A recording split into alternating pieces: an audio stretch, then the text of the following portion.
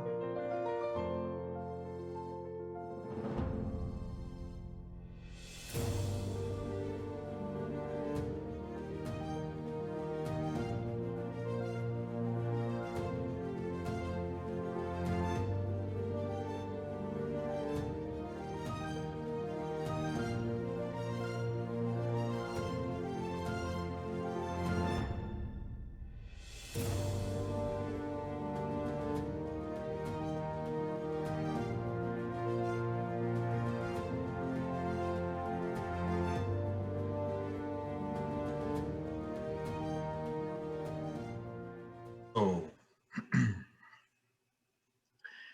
hello and welcome on this Monday evening. I hope you can hear me. If you do so, please raise your button once. Thank you.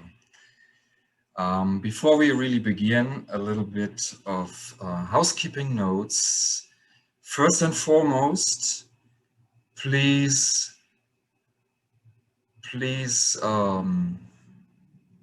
mute your microphones so that only the person who actually speaks will be in the center of our attention, and we can be focused on the legacy of Sophie Scholl in Atlanta, in America, and in the world. We're having an interesting evening ahead of us. My name is Oliver Gorf, and as the director of Goethe-Zentrum Atlanta, I welcome all of you. We are aiming for a roundabout 75-minute event. I will barely, but sometimes switch from English to German occasionally, and we might, or hopefully might not, confront technical problems. Please be patient if we do. Goethe Atlanta and the William Breman Jewish Heritage Museum have worked together in the past. After all, Goethe has been part of the Atlanta community for 45 years now. But I personally have arrived in Atlanta only a few months ago after living in Miami for 10 years. And I want to emphasize how important it is to me personally, and as for the organization itself, to always be in exchange with the Bremen Museum and the Jewish community in general. Just like we collaborate with the Alliance Française and even co-locate with them, it is a very personal lesson for me from German history. And I think our highest responsibility to do everything to fight anti-Semitism, racism, chauvinism, prejudice, when we encounter it, that we stand up for what we believe in, even if we are standing alone, to quote Sophie Scholl.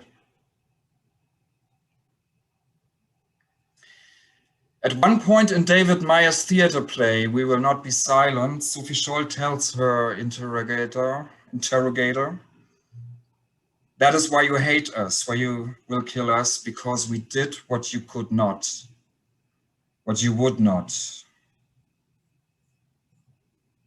And unfortunately, to be clear, this you who could not includes people like my grandparents, who would not do what Sophie did, like so many didn't do what Sophie did. And we carry this with us to this day.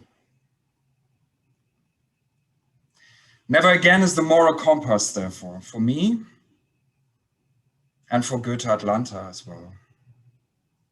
And therefore, it is a great honor, really, to discuss the legacy of Sophie Scholl in Atlanta, America, and in the world, together with the Bremen Museum. And I want to extend my gratitude and the gratitude of Goethe's board of directors to Leslie Gordon, director of the Bremen Museum, who supported the idea for this joint event from the get-go. And of course, I thank you, the audience, for joining us.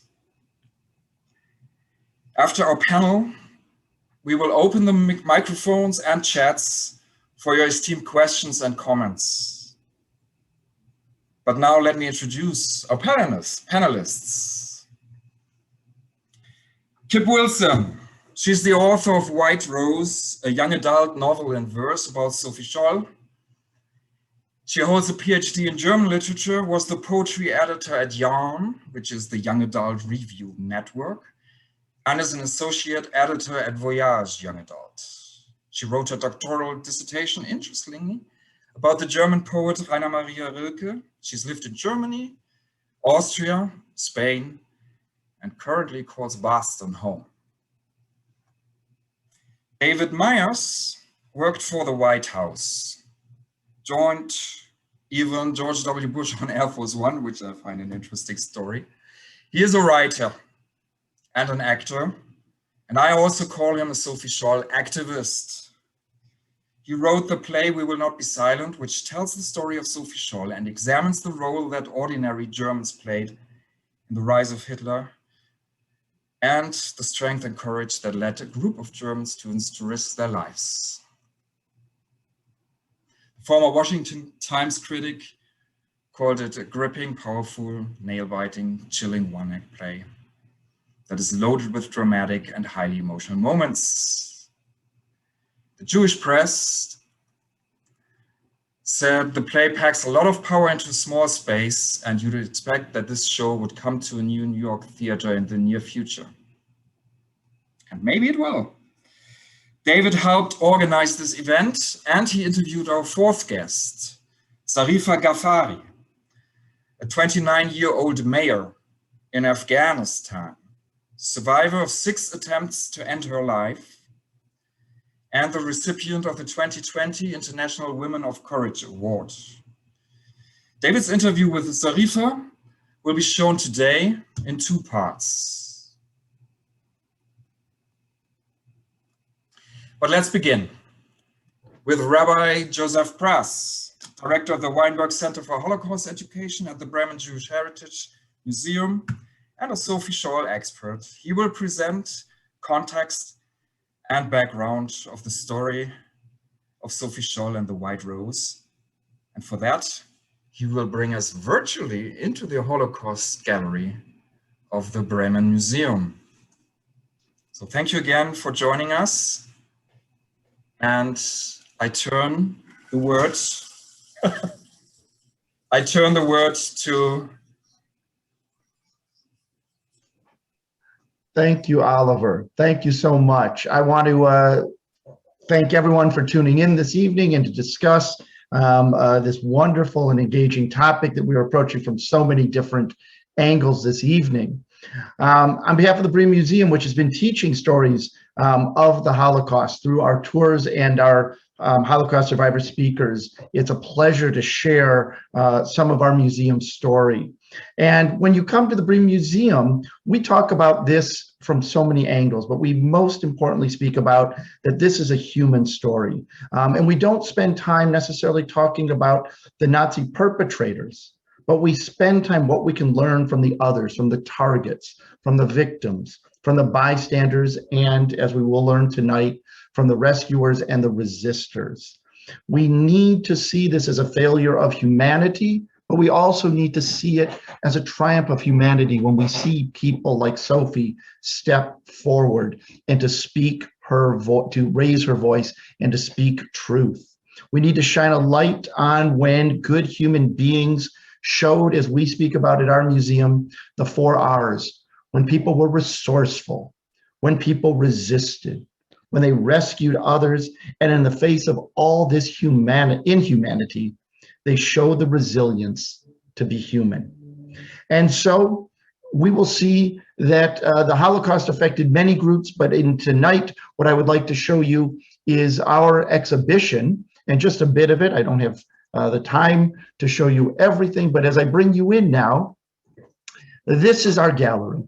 We begin by looking at what the world was like in Germany before the war, and how could such a thing as the Holocaust happen.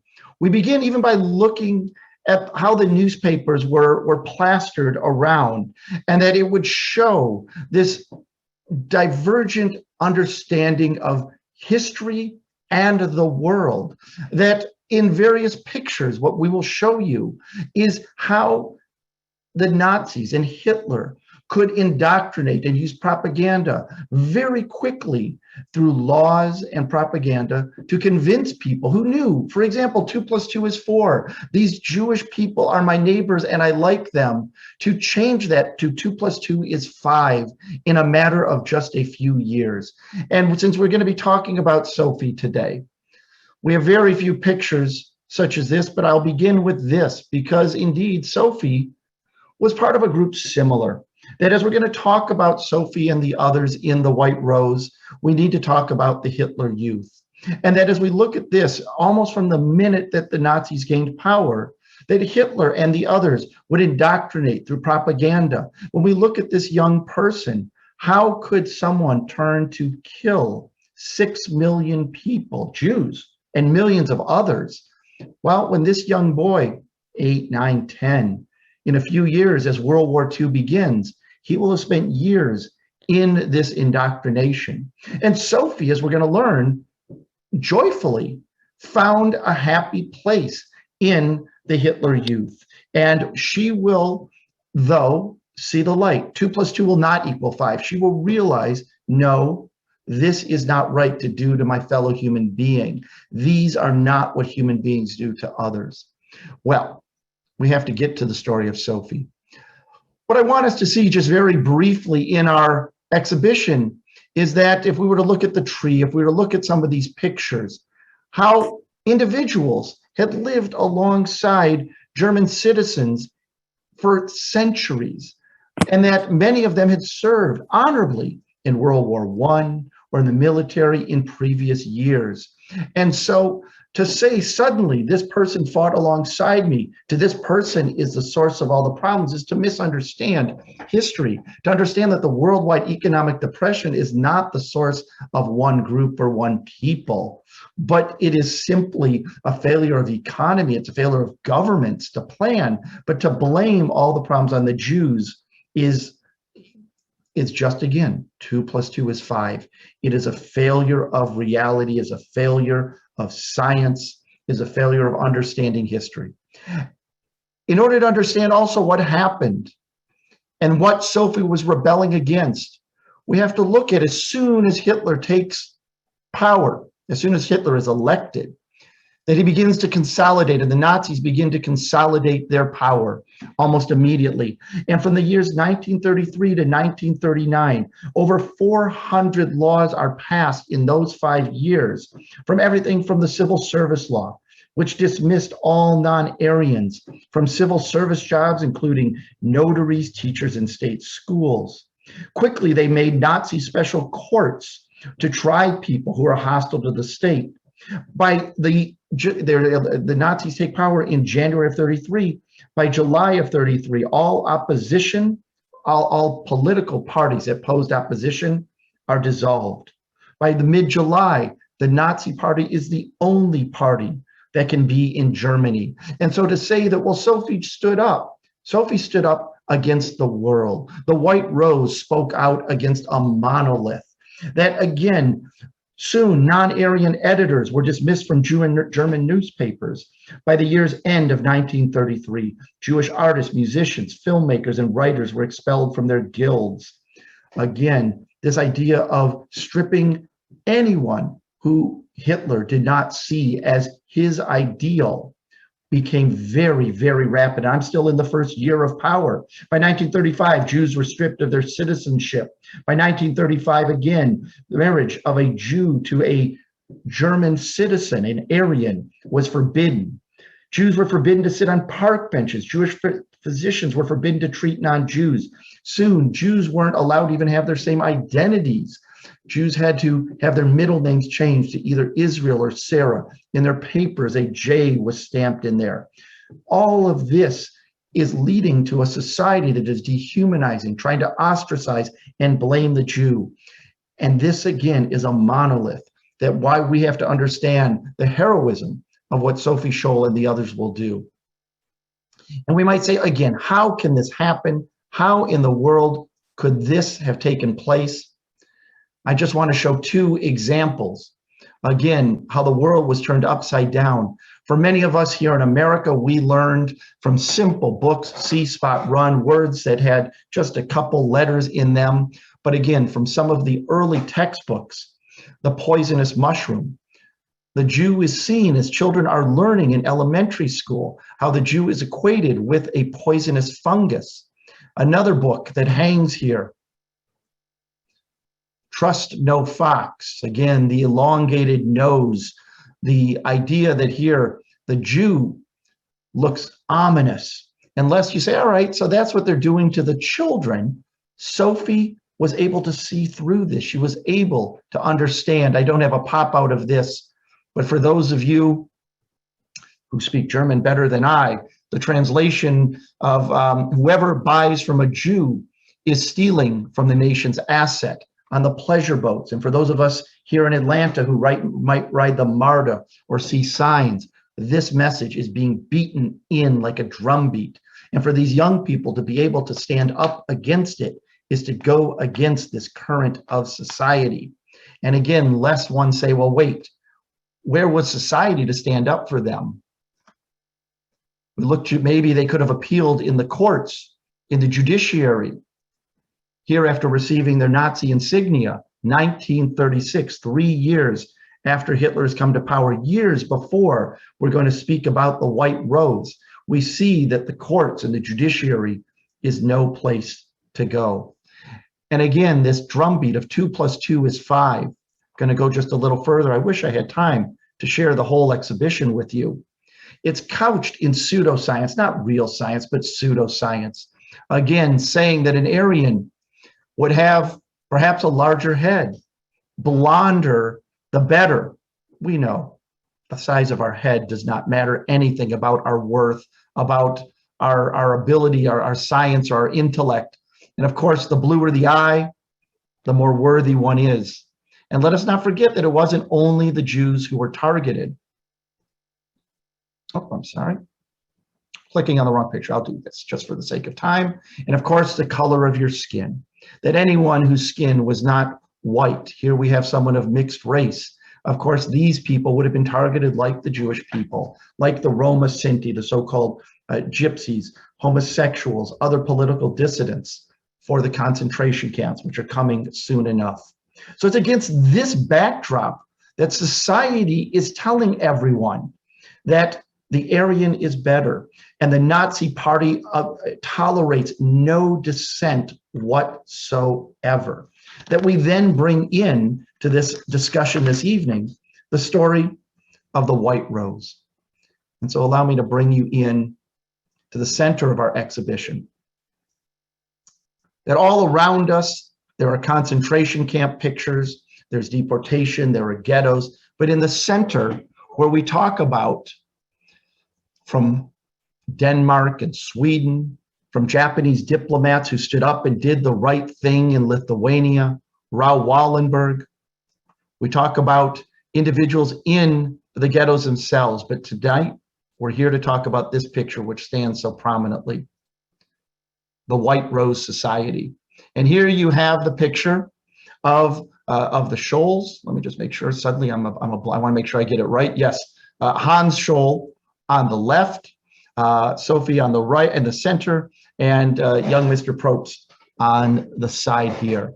And so let me provide a little context for the next speakers that you will hear, that we're here to honor Sophie on what would have been her 100th birthday. She was the 4th of 6 children. Her father had been a mayor when she was born, but then they moved to a different city where he worked as an auditor and a tax consultant. And when the Nazis came to power, as I said, Sophie was rather enamored by the propaganda that they put forth. She was part of the League of German Girls. She thought this idea of being part of the state, of celebrating nature, of celebrating health and vigor was something that she could subscribe to. But meanwhile, some of Sophie's siblings were not so enamored by that. They were members of non-Nazi youth groups. And soon all non-Nazi youth groups were banned by 1936, but they remained in these non-Nazi youth groups. And actually, some of her siblings were actually arrested. And so we fast forward with this little bit of background to 1942. And it's May of 1942. And Sophie has decided, after a bit of a circuitous path, to enroll in the University at Munich. She's going to study biology and philosophy. Her brother Hans is already there at the university. But at that university, Hans actually was already involved in a group of students who could not remain silent. And it's June of 1942 when they begin publishing leaflets around Munich and around the university. And when Sophie learned that her brother was part of this exciting group that was speaking out against the Nazis for whom she held no regard, who she found so deplorable, that she demanded to be part of this group. And we'll find that the White Rose Society, as they were called, published 6 leaflets in all. And they had to work around government rationing, of course, to publish all of this, to get the envelopes, to get the paper, but they were resourceful. Of the 6 that they actually published, a 7th that remained unpublished. 4, the first 4 were titled The White Rose, and that there were 2 titled Leaflets of the Resistance. And actually, throughout the various leaflets, they advocated for resistance and even sabotage. And it was in the winter of 1943, when the German defeat at Stalingrad, the Nazi defeat at Stalingrad, that they became more and more emboldened which brings us to February 18th of 1943, when the young woman that you see there in the picture, they had run off their sixth leaflet. And in something that was made for a movie, perhaps, you can envision it. Sophie pushed a stack off the railing of the leaflets in the center hall of one of the buildings in the university, and the pamphlets just dropped down. And there was a janitor looking at the leaflets falling. And he was a staunch supporter of the Nazis. So he picked up the leaflets, he saw what it said, and immediately reported these young people to the Gestapo. And they were immediately arrested, February 18th, 1943. It took just 4 days from their arrest to their execution. All of the young people that you see on the screen took responsibility for the White Rose. They refused to implicate any other individuals. And sadly, that was to of no avail. Later in the month of February, others would be arrested and put to death. Willie Graff, Alexander Schorl, Kurt Huber, a professor of philosophy and music who helped these young individuals. And so, as I said, on February 22nd, 1943, for simply speaking out, against something that was unjust, for speaking out to say that human beings should treat other human beings right, these three individuals were executed by guillotine. And to end my section of this presentation, it was at the trial that Sophie Scholl shocked everyone in the courtroom when she remarked to the presiding judge, and I quote, "Somebody, after all, has to make a start.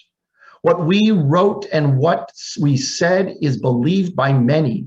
They just don't have the courage to express it for themselves." And she said to the judge without any fear, "You know the war is lost, and why don't you have the courage to face it?" These young people had courage to stand up and not be bystanders, to resist what they saw as unjust. And it's such a pleasure to be with you tonight to talk about them and to share their legacy. With that, I'll turn it back to Oliver to pass on to our next speaker. Thank you so much, Rabbi Joseph Prass, for this introduction into the circumstances, really, and the life and legacy of Sophie Scholl and the White Rose in general, because yes, Sophie Scholl is the birthday child this May, but her brother and her friends risked and really gave their lives as well. The next stop is a very maybe unexpected stop, if you will. And we're going onto a different continent, and it's not Europe. It is, we're going to Afghanistan, where a young woman, in the opinion of David Myers, who brought this idea up, right away when I talked to him, her life has some parallels or something to take from with Sophie Scholl. And I would like to invite David Myers for 1 second to let us know what he was thinking when he suggested to have an interview with Zarifa Gafira, a young mayor female mayor in Afghanistan, before we show his first part of the interview to all of you. Hello, David. Hello, and thank you all for joining us. And Rabbi, that was a great presentation, and it's been interesting, you know, writing this play and then seeing the play performed. A lot of people kept coming and say, well, why do you think Sophie Scholl did what she did? And it's, as Kip can probably tell you, I think it's very hard to, you know, to find. Everyone wants a nice, easy answer, but it's really a confluence of a lot of large factors. But the two things that I came down to was that she knew what was right, which she knew the truth, as the rabbi said, that 2 and 2 equals 4, which didn't differentiate her from most of the German people. But what did differentiate her is that she was willing to do what was right, even if it cost her her life. That so many other people, I think, have a line in my play, you know, as soon as as death, becomes real for them, what they know to be true goes out the window. And it's certainly understandable. I've never come close to that kind of death, but getting a car accident, things that have, it's understandable. But heroes aren't made out of that. And if everyone does not do the right thing because of their safety, then no one will do the right thing. So I think that was the other thing I came to, that I'm really willing to risk my life. So when I first read about Zarifa's story, and she'll tell you in this interview, she has survived in multiple assassination attempts. Her father has been assassinated, and yet she is still willing to go on and work. And she says, if I have to give my life for my country, I will. And I thought before meeting her that she was really a modern day representation of Sophie Scholl. And after the interview, which Oliver will show right now, I became even more convinced of that. So I'm really glad to get to share her inspiring story and her with you. Okay, thank you very much. And I'm going to share the first part of your interview with you, and I hope it's gonna work well. Enjoy. And after this first part of the interview, we're gonna come back and discuss with David Myers and with Kip Wilson and the Rabbi more what makes Sophie Scholl important today in America and in the world. Thank you so much for joining us for this conversation. It's something that I've been looking forward to for weeks, even longer than that, since I first read about her story, because the word hero, I think, is often thrown around too lightly. But today we have the opportunity to speak with someone who I think is a true hero. Zarifa Ghaffari is the mayor of Maidan Shar, which is the capital in Wardak province in Afghanistan. And she's one of the first and only female mayors in Afghanistan. She has survived multiple assassination attempts. Her father was brutally murdered in the fall, all for the same crime, which is demanding the rights of the Afghani people to live in freedom. And it's so fitting to speak to her to talk about the memory of Sophie Scholl. So thank you so much for joining us. It's really an honor to speak with you. Most welcome. It's an honor to speak with you as well. And I wish this day could come many times again, and we could talk about more best things in case of women all around the world. And so on that topic, we're here to talk about how the story of Sophie Scholl is still relevant today. And when this event was proposed to me, you were the first and only person I wanted to speak to, because she was like you, a woman in her 20s who risked everything, who risked her life to build a better future for her people.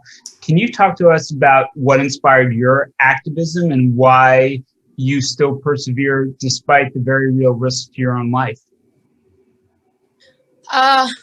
First of all, I believe when we are living in a beautiful country, using so freely the beautiful weather of this country, the beautiful land of this country, the beautiful nature of this country, and we are freely using all aspects of this country. So it is back upon us to do our best for this country to make it more great and more developed. Secondly, I believe that as a citizen of this country, as a one who knows a little bit more about ongoing situation around the world, who knows about something that can really work.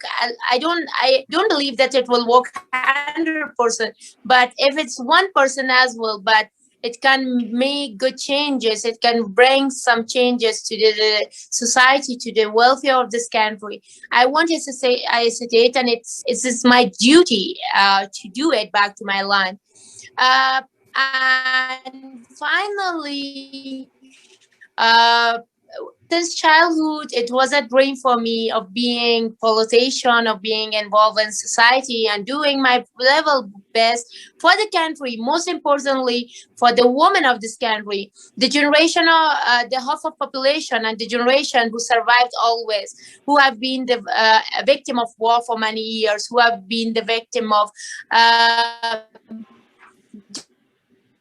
I'm really sorry to show, but I always think that women always have been the victim of those policies, those programs, those procedures, and those all things that men are doing around the world, especially in my country. When it's about Taliban, they are men, Taliban are men, Daesh are men, like everyone. And they are, and right now also in Republic government, also men are ruling. So back in case when it's about the benefit of society, when it's about the power, when it's about the development, men are also back everywhere.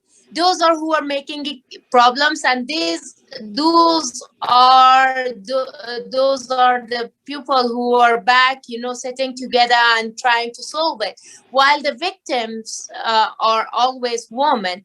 So this makes me to work hard as a woman. This makes me to really try hard for my society, for my people around me. And I really wish that after years, I don't hear that what will happen to the political situation of this country, but in social ground, I really wish women could lead this country and women will be in the front line. Now, I assume one of your motivations was to inspire other women to join you, especially probably girls and people younger than you. Have you heard in your experience women or girls come to you and say, now that I've seen you, it has inspired me to want to get involved?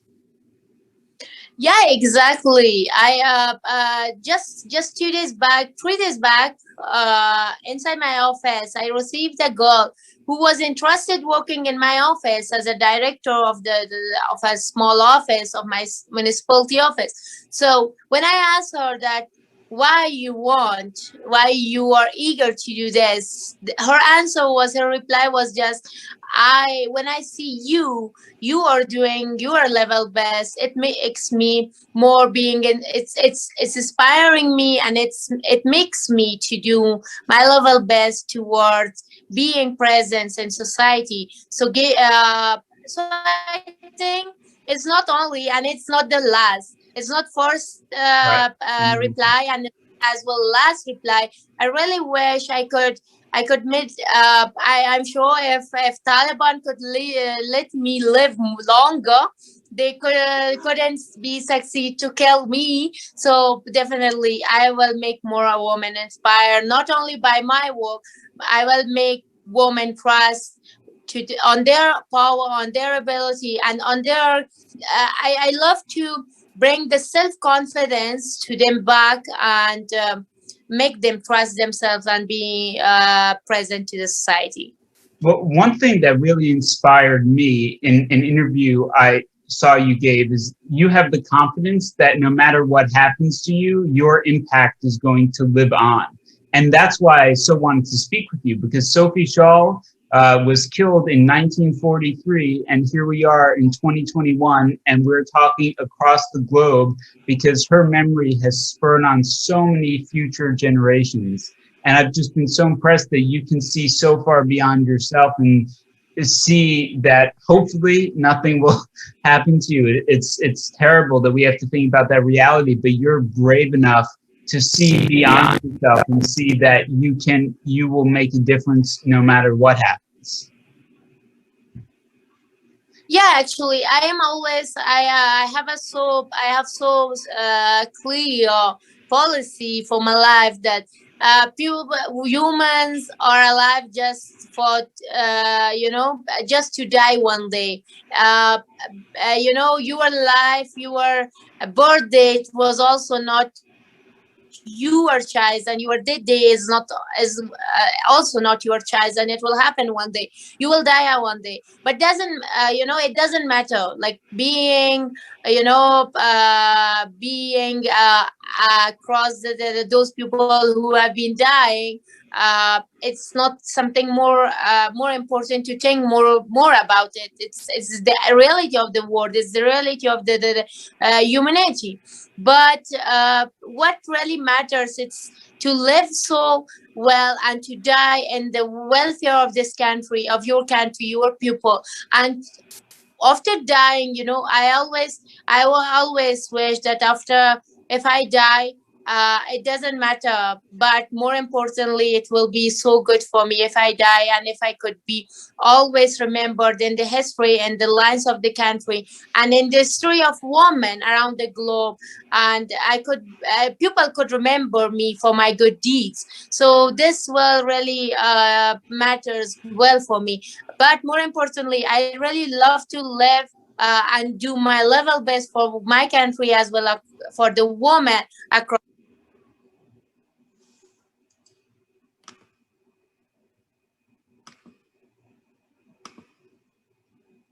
So that was the first part of the longer part as well of the interview. And yeah, David and Kip, I invite you to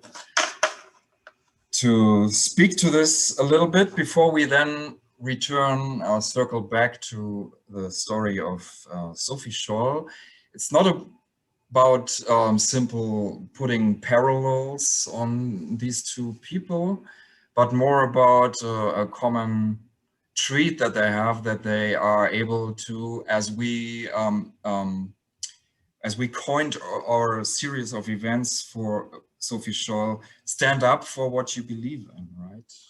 Well, I will say, as much as you might not want to draw parallels, I don't know if Kip feels the same, but I feel like everything that Zarifa just said, watching that again, could have been in a play about Sophie Scholl and would have been true. So I think that that mentality, that they share, right? Because she says right at the end, I want to live, right? She desperately wants to live, but, Sophie Scholl, might say, there's some things more important than what I want. And yeah, just watching that again, I just, was struck. I think, she said better about Sophie Scholl than possibly we could, because I think it's that exact mentality. We're fortunate enough not to be in a situation where our lives are at risk. So we can only theoretically put ourselves in that situation. But Zarifa is in that same situation. And she is still willing to make that choice. So I just think it is, she can speak to better to, why Sophie Scholl is relevant and matters than I could. Yeah, and I would just agree with that it was just so clear. Just everything she said is exactly just what Sophie would have said. And, and I do think it's also striking that she is also a young woman, as she said herself. And, that's part of her mission, really, is to inspire other young women, in a similar way to when I go talk to schools. We talk about young activists today getting out in this country and in other countries, getting out and standing up for themselves and for others. And Malala, for instance, is one of those people that we always talk about, because that's exactly what she did as well, into great danger to herself. And what Zarifa is doing is really courageous. And I think, and the one thing I think that makes Zarifa different, and is that she has stayed, because so many. I remember I was talking with my mom. I showed her some of the interview, and she said, "Well, it's terrible. When the U.S. government leaves, she will probably be assassinated. Is the odds? Why doesn't she leave?" And I said, the reason she can't leave is what makes her her. Right? Mm-hmm. There's a moment in my play where Sophie Scholl, the guard, offers her the chance to leave because her brother has confessed. And I remember we did a reading of the play once, and someone said, "Well, I don't understand. Why doesn't she leave?" And then Oliver said, the play is supposed to come to New York, hopefully still will, with a big movie star. And I remember we did a reading of the play, and I told that story, and the movie star said, "Well, then that person is an idiot," right? Because that's that. But people did say, "Well, why doesn't she just leave?" That's the miracle, and that's the tragedy of both of them, is not being able to look away. Yeah. You both are very familiar with the story of Sophie Scholl. You both wrote about, in very different ways, about her life and about her legacy and the life and legacy of the White Rose in the end. I want to ask you, David, first. You are, in general, very committed to the story of Sophie Scholl. What brought you to this position? It's not necessarily in America, unfortunately, a household name, so to speak. No, it's not a household name, and I think it should be. You know, and now there's a big impact in telling diverse stories, which I think is great. But I think it's also important to remember there are stories in Europe, in European history that matter, like we said, that are, because you would look at this, say, oh, it's a story from 100 years ago in Germany. But look how relevant it today is in Afghanistan and in Syria. I don't know if anyone knows this who's watching, but the initial spark that started the Syrian Civil War was teenagers writing graffiti on walls, right? That was the incident that set Assad to crack down, that eventually spiraled into a war that's killed 500,000 people and displaced millions, right? So that was one of the tactics of the White Rose. So the story is pressingly relevant. Hong Kong, the Parkland school shooting. So this is a story that we're seeing all over the world. And that's what inspired me to write it. So my grandparents also came from Germany, like Oliver's family, but they were Jewish. So many of them were killed. And my grandparents, who I was very close to, were forced to flee in 1938, one, and 1939, the other. And so that area, that history was always a big part of my life, given I still have my grandfather's passport in a drawer here with the swastika stamped on it. So that was just a very big part of my heritage growing up. And I actually read in a Jewish weekly newspaper this little item about Sophie Scholl and the White Rose. And I said, how is it possible that these young people knew they would die if they would be caught, knew that they probably weren't going to inspire the kind of civil uprising they hoped, and do it anyway? And I said, this is amazing. This is a story that needs to be told. And yeah, this was my first play that really got produced over and over. And the reason it was so easy to hear no a lot before it became yes is because even if my name wasn't on it, I would want this story out there. So that's how I came to hear about it, and why I became so passionate about really trying to expose more people to it. That's something that Rabbi Prass also mentioned, and you mentioned it as well, this ability of the Scholls and the White Rose people to understand what's right and what's wrong amid all the circumstances, propaganda, friends being Nazis, etc., is really something that baffles me, really. I think is really is one of the two things that are really, really inspiring, and where you wonder, I wonder always, how would I have been if I had been under this impact? Kip, you're actually writing for young adults, right? Or you have written a young adult novel, and on top of it, in verses. Mm-hmm. So why did you choose to write a book? And the book is called The White Rose. Why did you choose The White Rose, and why young adults, and why in verses? Those are three very good questions. So I guess starting with Sophie, because that's where it all started for me. Before Sophie, for me, when I was really young, I think it was 8 years old, I read The Diary of Anne Frank. And this book, like so many other people, it impressed me so much. It was the first book I remember that made me cry. And I'll never forget just that, where I was sitting when I was reading this book in my house, and just how horrified I was when I got to the end and found out what happened. And after my horror, I got really angry that nobody did anything. I was angry at my grandparents. You were alive then. Why? They were teenagers, you know, they were here in the United States. My grandfather was then fought in the war, but they didn't know what was going on. I mean, it was silly of me to blame them, but I did. I was 8 years old and I was so mad that nobody did anything. Yeah. And a few years later, when in high school German class, I learned about the White Rose. And I was so impressed. And finally, somebody tried to do something. And Sophie Scholl in particular, for me being a young girl, and here she was a young woman, was she became my heroine ever since then. And so since then I just studied and read everything I could about the group. And to kind of go into the second part about why verse, I actually tried so hard to write a nonfiction book for children about the White Rose. And I was just so terrible at it. I really wanted to, but I just couldn't get it together. I mean, I wrote a full book and it just wasn't right, wasn't working. And then I set it aside, and years later, when I was the poetry editor at Yarn, I was talking with a couple of verse novelists.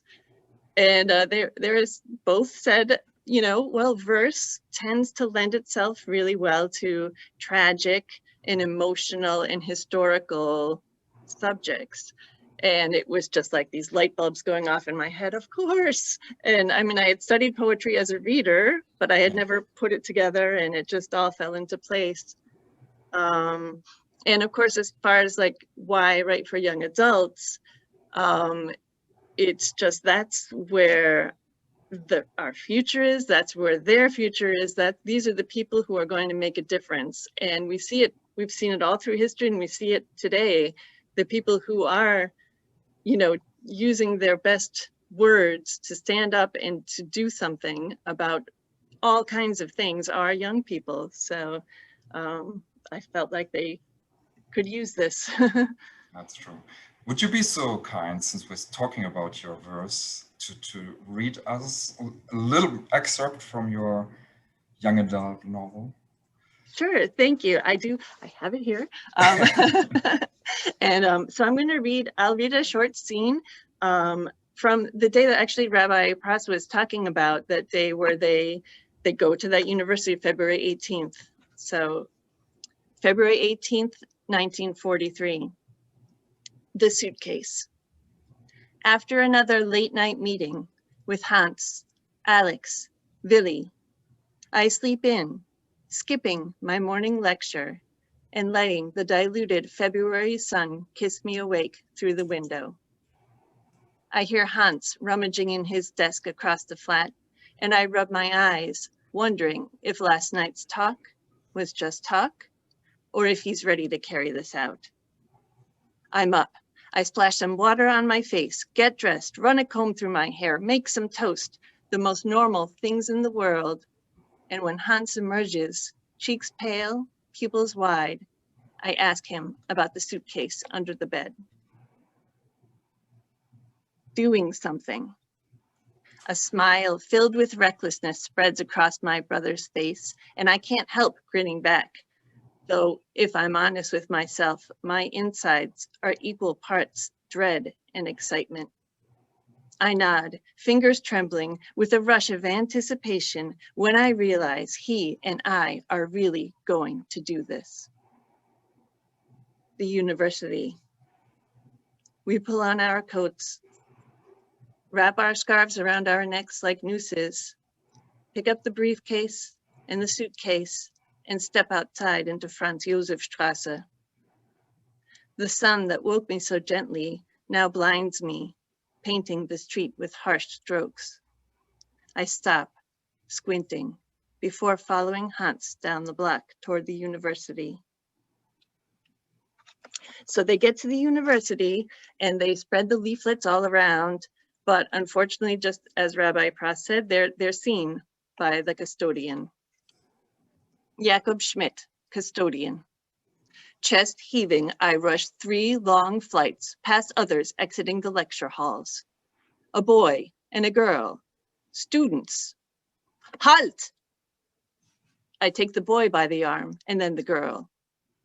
You are under arrest. Captured. The custodian grips us by the arms, leads us to his superior's office, calls the Gestapo, and the two of them glare at us, eyes narrow, arms crossed. It all feels like a dream, familiar, expected, inevitable. They take the suitcase and the briefcase, and I'm relieved there's nothing else for them to take. Thank you. I'm applauding. I see some moving their hands, so I think it's a very moving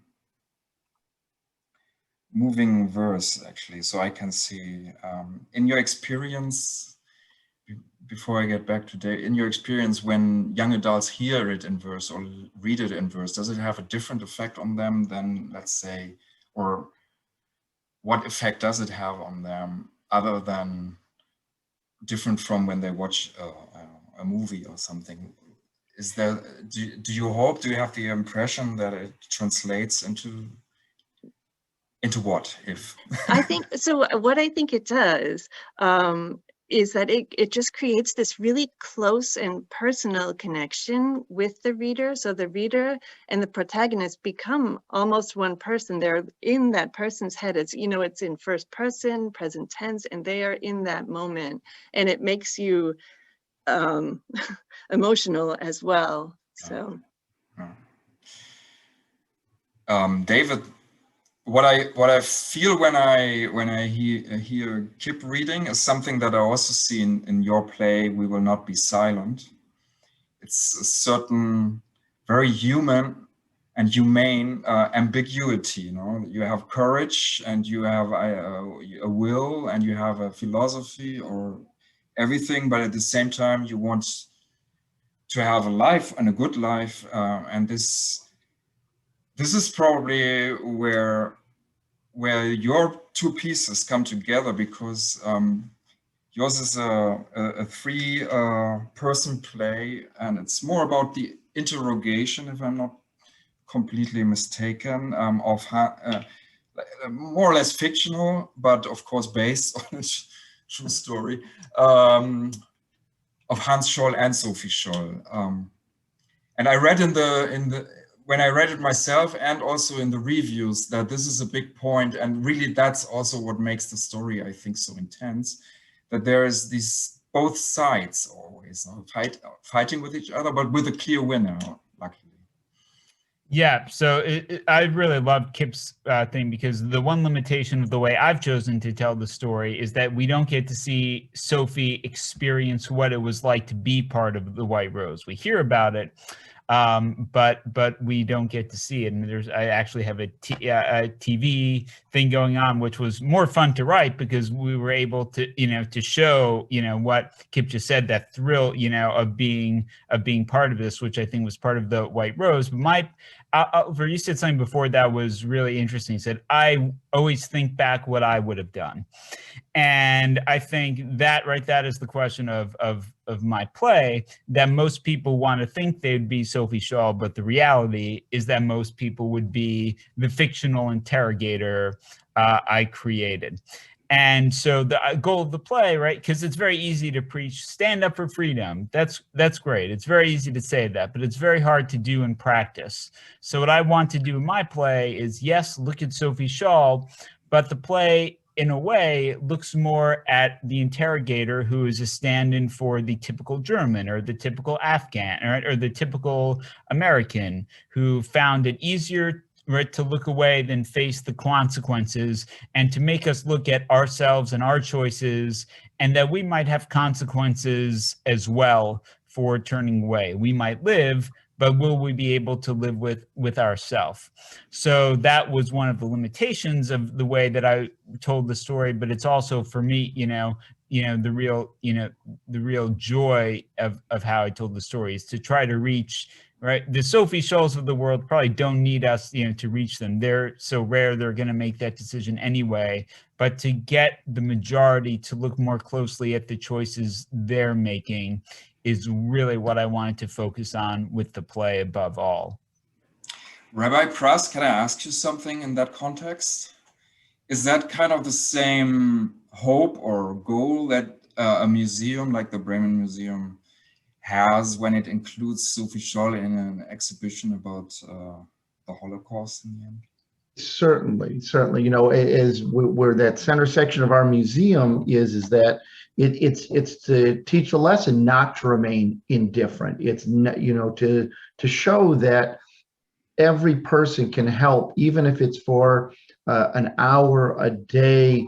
We hope that it is a lasting change. And sometimes it doesn't come in the moment. I know that there are schools named for Sophie. That this is a lesson that continues. And so while she didn't defeat Nazi Germany in and of itself by her actions, what we try to teach is that we all need to raise our voices and that we cannot remain silently on the sidelines. We can't remain bystanders. I would like to tell you all and the audience, I'm going to change for time reasons a little bit the order. And David, forgive me, because the video was I got some chat news here that the video was hard to understand. So I suggest, and because we are already in the Q&A time a little bit, I agree. We will send the complete video to all participants who are with us today. But I would kind of wrap up our conversation about Sophie Scholl in the world with one or two comments and questions to you, and then really invite the audience to open their microphones or to use the hand raising function in Zoom and ask questions or give us comments if you want to. My two questions I have, and maybe there are also questions that the audience has. We're trying to, or what we're trying to do is to talk about Sophie Scholl in the world. Is it really legitimate to do this? You mentioned in kind of the stage directions of your play, for example, David, and I would agree with it, but I'm not sure if it's 100% correct or it's open for discussion. The play is potentially relevant today as Sophie Scholl's fight for freedom and democracy in places like Hong Kong, Syria, and America.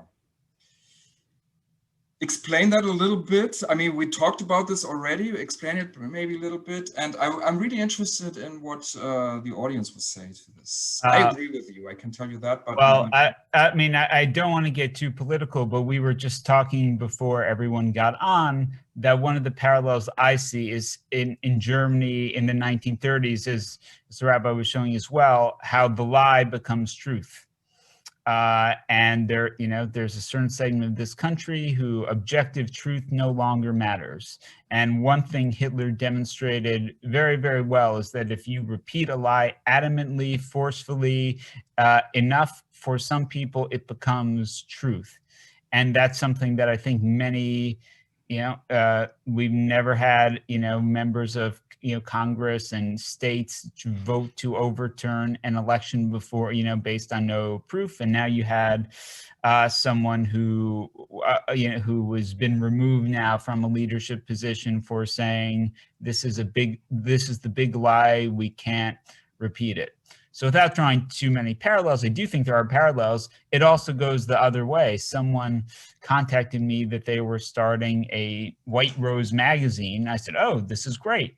And her thing was she was against cancel culture, and she saw a quote by Sophie Scholl, stand up for what you believe in if you're standing alone. She goes, well, that stands for me because I want to fight cancel culture on the far left. And she wrote this article that I saw, and it said, Sophie Scholl printed leaflets to alert because her goal was to alert the world of what was happening in Germany. And I said, actually, that was not the case. All of the leaflets were in German, directed to the German people, and it was so people will grasp onto history without understanding it and try to appropriate it for their own cause. So I think it's a double-edged sword that it can be useful to say, how is the story relevant? But people who don't, I mean, I think one of the big things that differentiates us from, Germany, and you said what makes Sophie Scholl different was how literate and well-read she was and a thinker. And we live in a society that is proud not to have thinker on all sides of the aisle. People on all sides, they read a headline and that's it. So I think the story is relevant, but there's also the dangers of someone not understanding the history and not understanding the story and appropriating it for their own ends. Interesting. Kip, in a different direction, my last question to you, a little bit different, also a little bit inspired by the mayor of Afghanistan, but also by your work. And I'm not asking you this because you're a woman, but because your work leads me to this. You have an upcoming novel in 2022, The Most Dazzling Girl in Berlin, and it takes place in the last days of the Weimar Republic. And again, there's a young woman in the center of that novel. Is that coincidence or a message, or? Yeah, well, I guess as a woman, I am more drawn to writing female protagonists, and for me in particular, I like to write about people that are maybe braver than I am, or more interesting, and this again takes place in the 1932, so the last year of the Weimar Republic, and it takes place in a queer club in Berlin, which was also very, very ubiquitous at the time, and but things were starting to change already, and so it's a very scary time also, and yeah, those are the kind of people that inspire me, that can, take a difficult situation and do something. Thank you. Yeah, no, I find it I find it interesting in the context that nowadays there's often the discussion if women drive the revolutions, so to speak, right? And maybe there are examples, definitely Sophie Scholl and others already in the past who have at least can help our young girls, really, of course also the boys, to have role models in the end. Yeah, I find that aspect pretty interesting. Good, thank you very much. I open this up now to the audience, and I have some. We can all see the chats here. So, but I'm looking at one. Actually, a question that is a very good question. What happened to the custodian? The custodian who how do you say it in English?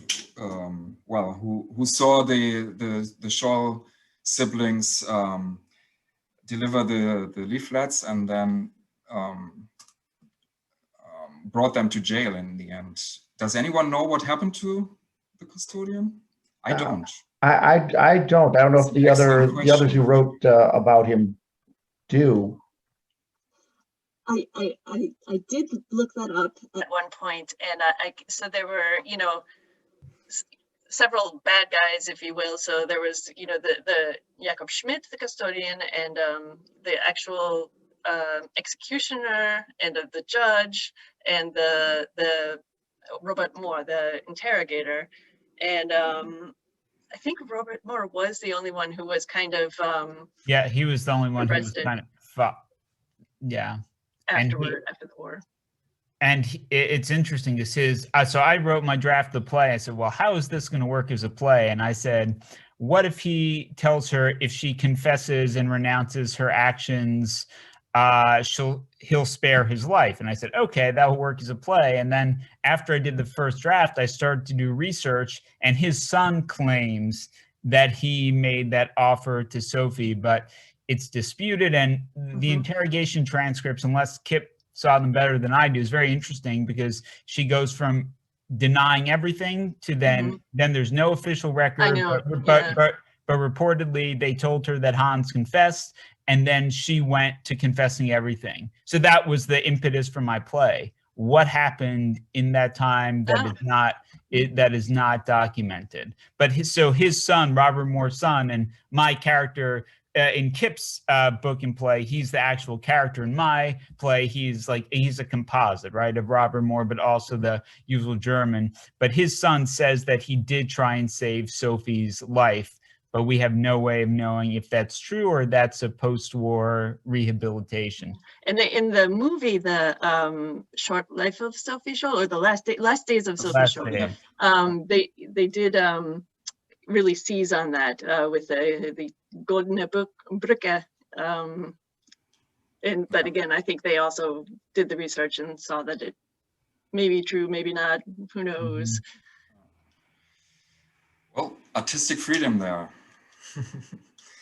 A question from Lauren Rich: where can we see David's play? That's a good question. Is there a video? And where can we purchase Kip's book? And do you do any live readings? I'm glad that you asked.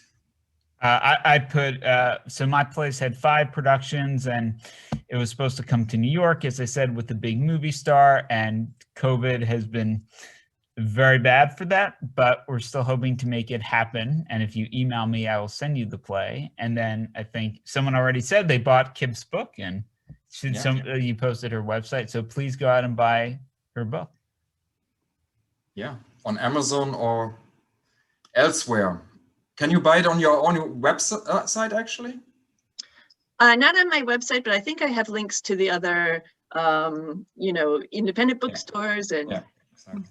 That's good. I also want to add on that note, we're going to send to all participants some links exactly to answer that, and also include them a link to the books and also to the next book maybe. Yeah, exactly. That's all. Orlan Freisler, the judge, died in an American bombing raid. That's true. And what a terrible person that person. I mean, I call him the incarnation of everything evil. Why was the society called the White Rose? As we say in Spanish, una buena pregunta. Good question. Who knows the answer? I know that there are many possible answers. That's what I was just about to say. It's disputed and people have various hypotheses, but there's not a firm. Yeah. Nothing in the diaries that is definitely saying this and that, right?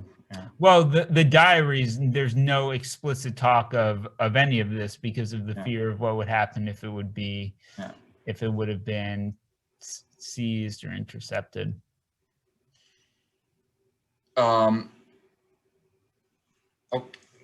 What was the story, Lauren Rich, what was the story of Hans and Sophie's father? Did he survive the war, and did you work on perpetuating the legacy? So yeah, he did, and actually so did the other 2 sisters, Inge and Elizabeth. And Inge did a lot of work. She wrote really the first book about the White Rose, and she, did a bit of, maybe, how do you say in a nice way? It's a wonderful book, and I'm so glad she did this work to get her glorifying, maybe. Sorry? Glorifying? Yes, exactly. And, they were real people, but you don't need to glorify them. But.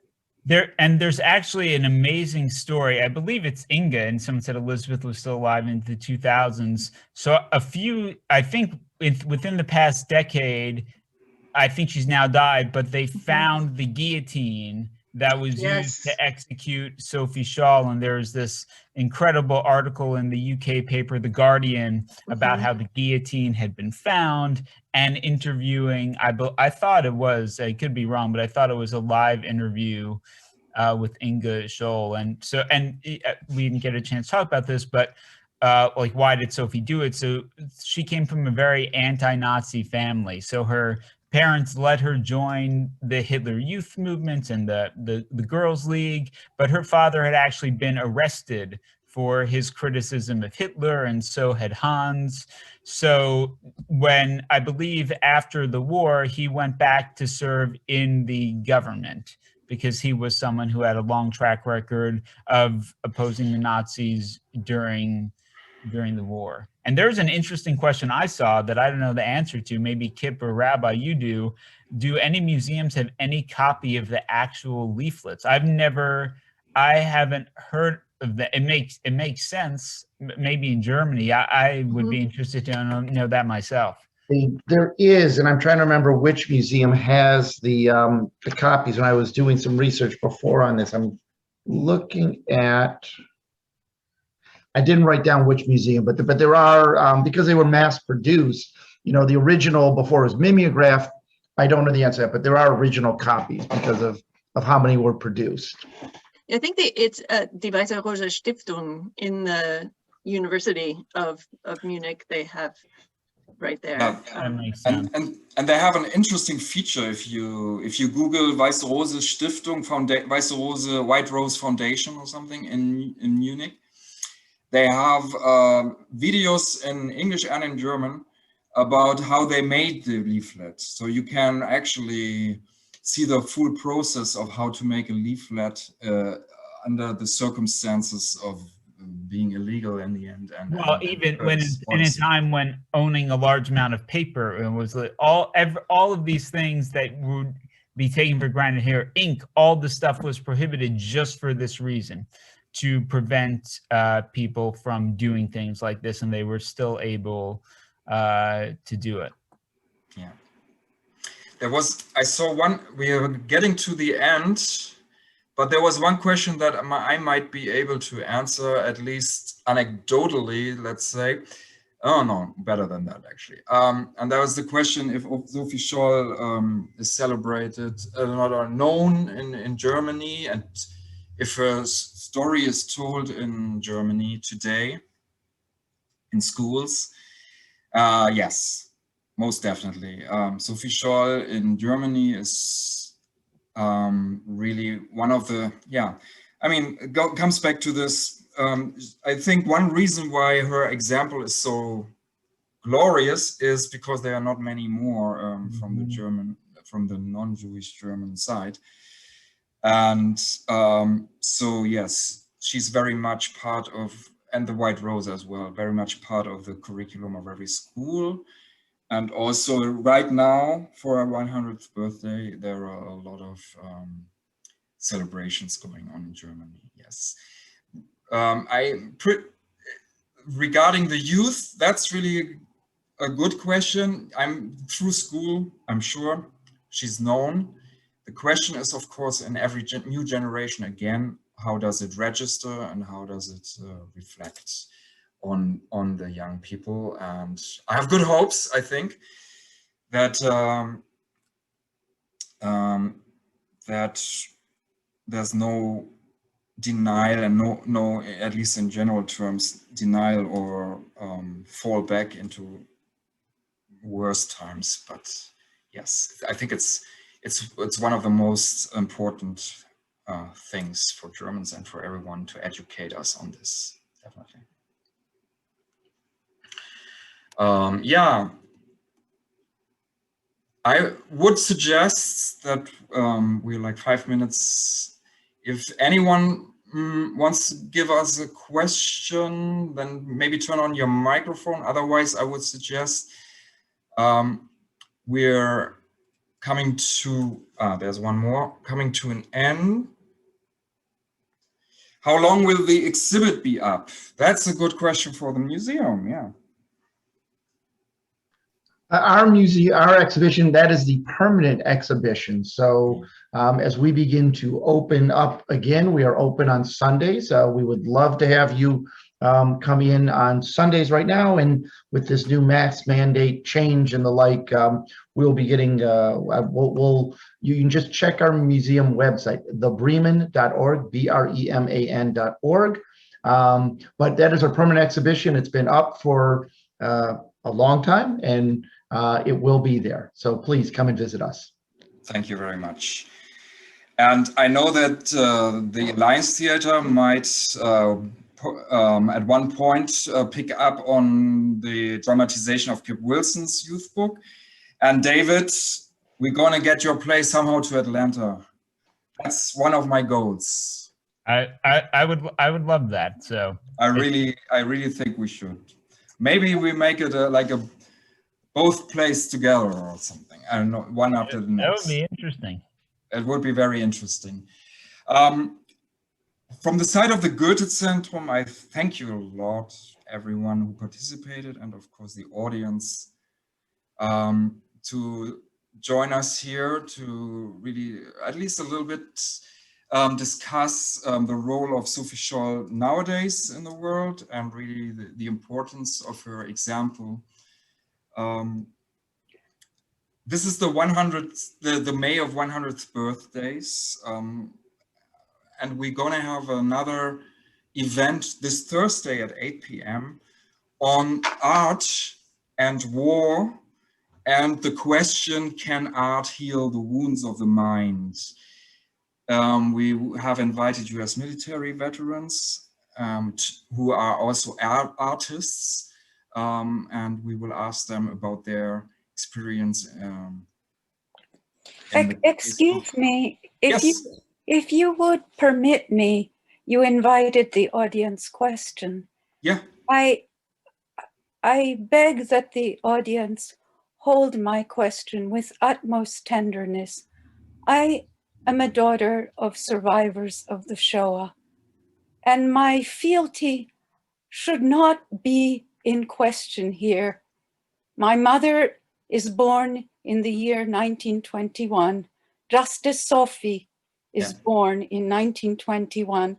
And I will never forget looking, now Sophie's grave is marked, and I'll never forget looking at the marker in the horizontal of the cross and thinking of my mother who survived and lived into the fullness of her life and eventually becoming a grandparent, which beloved Sophie Scholl could never be.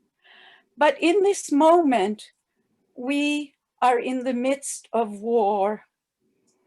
And who will speak up against what is happening in Israel and Palestine? In the Jewish community, we need to have that painful conversation about land evictions and disproportionate use of force and abrogation of civil rights. I was Thank hoping. you very much. Yeah, I was hoping this one would come up. One thing I will say is I don't think there has been a lack of silence of that. I have seen a lot of Jewish people who make those. I mean, this is much too involved for us to get into. And personally, I think, you know, a lot of the comparisons are not right, but I won't politicize this event. But I think, you know, I definitely think there have been, you know, Jewish people who have been saying that, and we could dedicate 2 hours to discussing what's happening in Israel and the Palestinian territories. But I think there is a danger of trying to take everything and fit into, you know, one thing you'll hear is Israeli apartheid when there are 2 million Arab citizens in Israel who have full rights, who serve in the Knesset, who sit on the Supreme Court, when we just saw what the Rabbi showed us about Jews are not allowed to sit at benches or stripped of their citizenship. So I think every country is open to criticism, but you know, it is important to recognize differences. But I personally have seen a lot of, you know, Jewish people saying that, but I do think there are, you know, a lot of differences we can't get into here, and that, you know, sometimes in a sensationalized society, those, you know, differences will get lost, and I'm sure others attending will have, you know, different things than me. But I just want to say that I, you know, as someone who's studied both histories fairly closely, like you said, if Israel's committing apartheid with 2 million Arab, you know, so it's just doesn't seem to square with what Rabbi showed us about, you know, and that was the last thing I'll say, but I think it's important since you raised it, that textbook that the Rabbi showed us of the children's learning book, you know, with big noses, like Palestinian school books in the areas run by Hamas, are used with that same thing. They teach people to count by counting the number of Jews murdered. And there are summer camps, and there are photos online of summer camps run by Hamas with 8-year-old children, you know, and guns. So I think, you know, I don't want to politicize this, but you can make arguments that the story is happening on the other side. So I think it is dangerous to try and fit a history into every modern, you know, into every modern story. But like you said, I have seen a lot of Jewish people saying, well, you've said, so that I can say is not true, that Jewish people are not speaking up. There's a lot of, I might not agree with a lot of them, but a lot of them are speaking up.